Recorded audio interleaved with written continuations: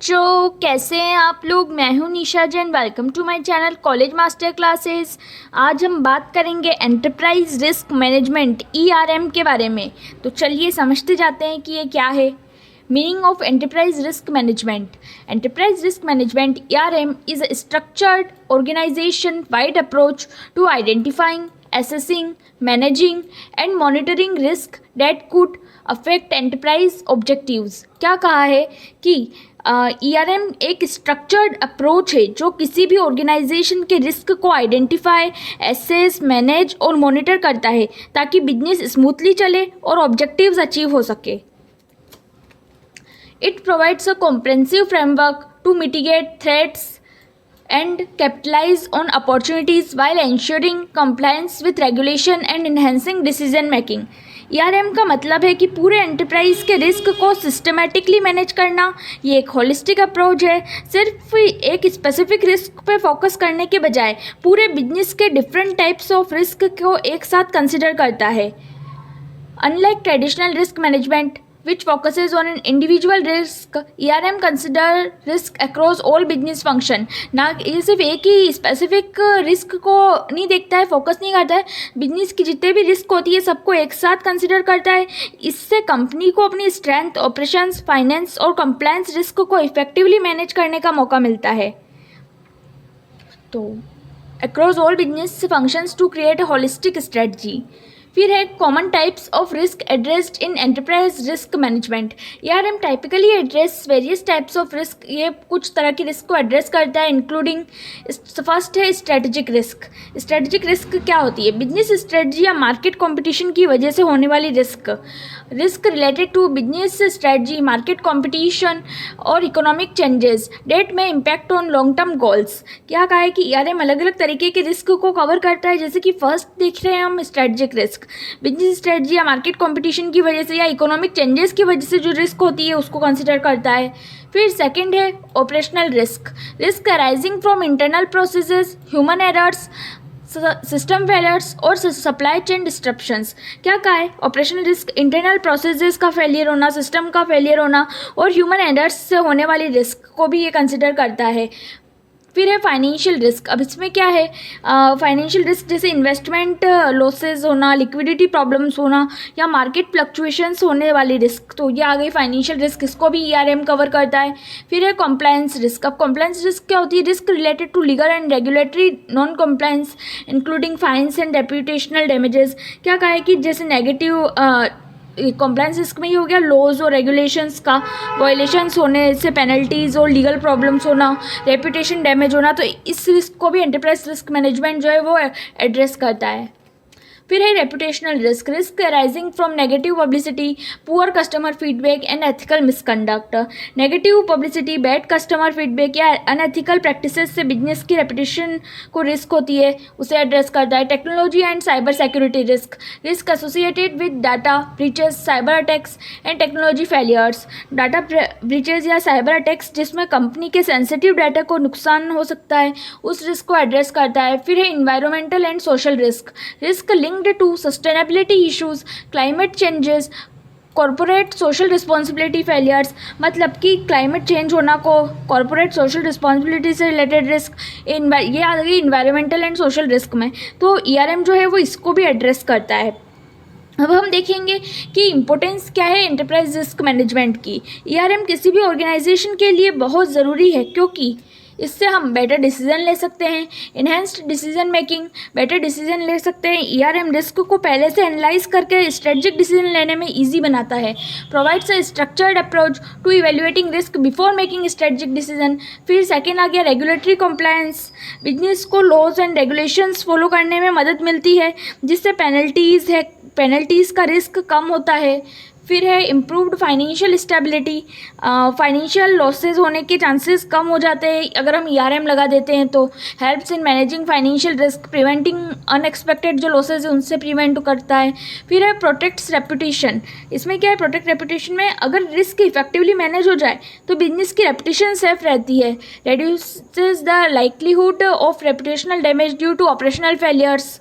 यही कहा गया है कि अगर रिस्क सही से हम मैनेज कर ले, इफेक्टिवली मैनेज कर ले तो हमारी रेपुटेशन सेफ रहती है, रेपुटेशन अच्छी रहती है।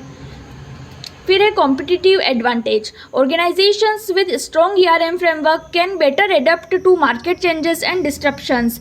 रिस्क को समझे और मैनेज करने वाले बिजनेस मार्केट में ज़्यादा सक्सेसफुल होते हैं, यही हो गया कॉम्पिटिटिव एडवांटेज। फिर है operational efficiency, identifies inefficiencies and improves internal processes reducing unnecessary risk. मतलब इसमें क्या कहा है कि रिस्क एनालाइज से बिजनेस की इंटरनल प्रोसेसेस भी इम्प्रूव होती है, ये आ गया ऑपरेशनल एफिशिएंसी में। फिर है स्टेक होल्डर कॉन्फिडेंस, अब इन सब से स्टेक होल्डर का कॉन्फिडेंस भी बना रहता है। अगर हम ERM लगा देते हैं तो इन्वेस्टर्स हो गए, कस्टमर्स हो गए, और जो एम्प्लॉयज़ का ट्रस्ट है वो बढ़ता है हमारे प्रति। अब हम देखेंगे components of enterprise risk management. तो कंपोनेंट्स में क्या क्या है? The ERM framework consist the following की कंपोनेंट्स। ERM के की कंपोनेंट्स ये है। फर्स्ट है गवर्नेंस एंड कल्चर, ऑर्गेनाइजेशन में रिस्क मैनेजमेंट की रिस्पॉन्सिबिलिटी फिक्स करना और एक रिस्क अवेयर कल्चर डेवलप करना। इस्टेब्लिशिंग क्या क्या कंपोनेंट्स है ERM के?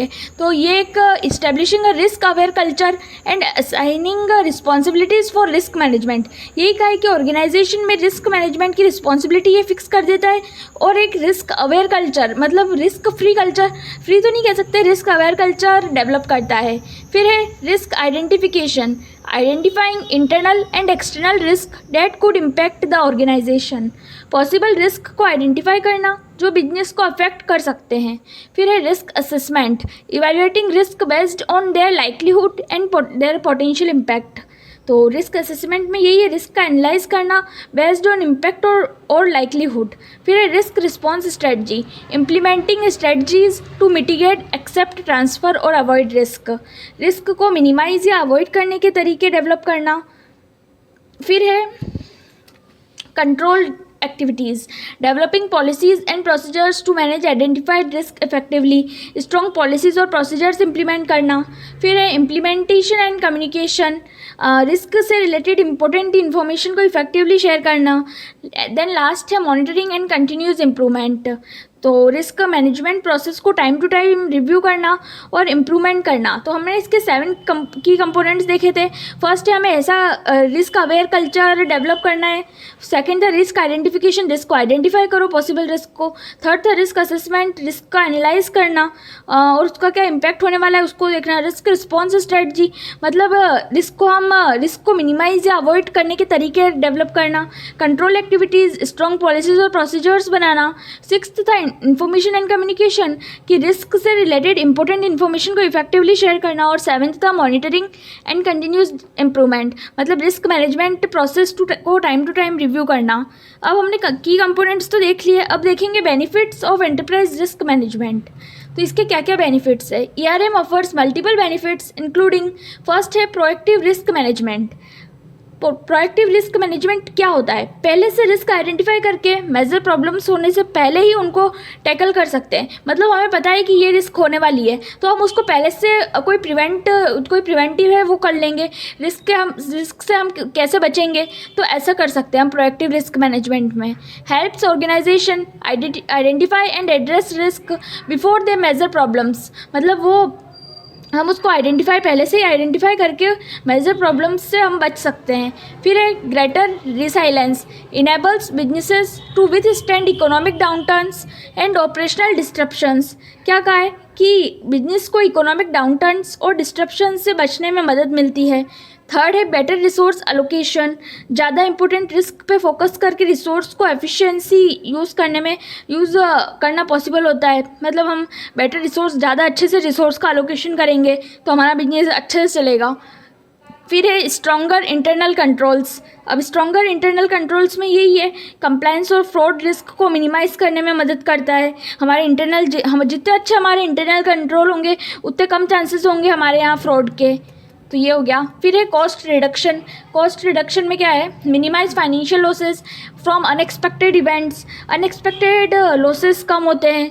फिर है increased business growth, risk effectively manage करने से नए अपॉर्चुनिटीज़ ग्रैब करने में का चांस मिलता है हमें। फिर है बूस्टेड इन्वेस्टर्स कॉन्फिडेंस, इन्वेस्टर्स का कॉन्फिडेंस हो गया। अच्छे रिस्क मैनेजमेंट से इन्वेस्टर का ट्रस्ट बढ़ता है, उनका कॉन्फिडेंस बढ़ता है हमारे प्रति। तो एक बार मैं सबको कंक्लूड कर देती हूँ। तो ये था एक एंटरप्राइज रिस्क मैनेजमेंट का कंप्लीट ब्रेकडाउन। आज के टाइम में एक बिजनेस को सक्सेसफुल और सस्टेनेबल बनने के लिए ERM के असेंशियल टूल है। ERM एक असेंशियल टूल है उनके लिए, अगर उन्हें सक्सेसफुल एंड सस्टेनेबल बनना है तो। ये सिर्फ रिस्क से बचाता ही नहीं है बल्कि नए अपॉर्चुनिटीज़ का भी फ़ायदा उठाने में मदद करता है। अगर आपको ये एक्सप्लेनेशन पसंद आया हो तो इसे ज़रूर इम्प्लीमेंट करें और बिजनेस को रिस्क फ्री बनाएं। इसी के साथ thank you. Please like, share my video and subscribe my channel.